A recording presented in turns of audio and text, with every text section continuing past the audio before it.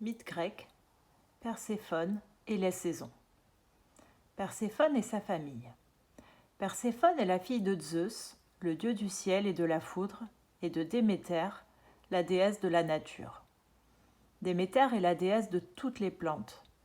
Elle veille à ce que le blé pousse bien haut dans les champs et que les fruits mûrissent sur les arbres. Grâce à elle, il fait toujours beau et il y a des récoltes toute l'année. Chapitre 1. La disparition. Par une matinée ensoleillée, la déesse Déméter dit au revoir à sa fille Perséphone. « Je serai de retour pour dîner », lui lance-t-elle en s'éloignant.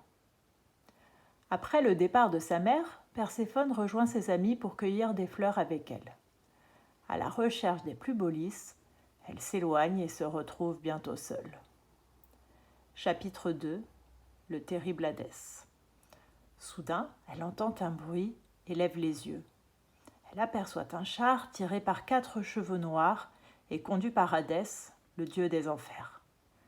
Ce dernier est amoureux de Perséphone, mais il sait que Déméter ne voudra pas qu'il épouse sa fille. Perséphone n'a même pas le temps de pousser un cri.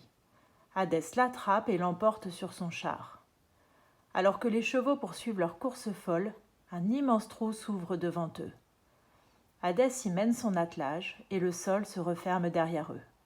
Il est entré dans les enfers avec Perséphone. Chapitre 3. L'inquiétude de Déméter.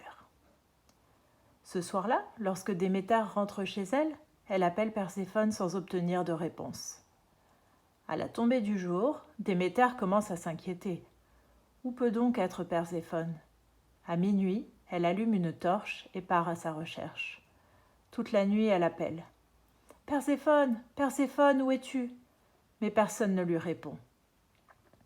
Pendant 9 jours et 9 nuits, Déméter cherche sa fille, oubliant de dormir et même de manger. Chapitre 4. La famine menace. Vêtue de noir, elle qui porte toujours des habits de couleur vive, Déméter cherche sa fille dans tout le pays, telle une vieille femme. Comme elle ne s'occupe plus des récoltes, le blé pourrit dans les champs. Aucun fruit ne pousse dans les arbres et l'herbe jaunit. Les moutons et les chèvres n'ont plus rien à manger. La famine menace les hommes. Zeus rassemble les autres dieux et déesses. « Ce qui se passe est très grave, dit-il. Si nous ne persuadons pas Déméter de se remettre au travail, tout le monde va mourir. » Hadès doit libérer Perséphone, dit une déesse. Sinon, Déméter ne fera rien pour sauver la terre. Zeus fait venir Hermès, le messager des dieux. Va voir Hadès et demande-lui le plus gentiment possible de rendre Perséphone à sa mère, ordonne-t-il.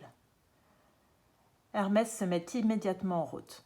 Seuls les dieux et les déesses peuvent pénétrer dans les enfers, la demeure des morts, et en ressortir.